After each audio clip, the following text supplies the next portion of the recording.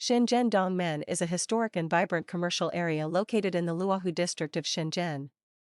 It is one of the city's oldest pedestrian shopping streets and is renowned for its bustling shopping environment, diverse food options, and rich local cultural atmosphere, attracting a large number of tourists and locals alike.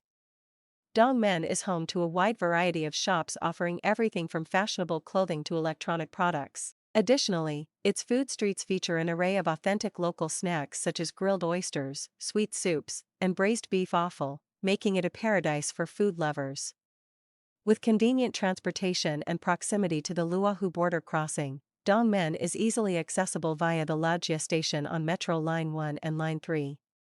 It's an ideal destination for day trips or short visits, offering shopping, food, and a lively city vibe that you shouldn't miss.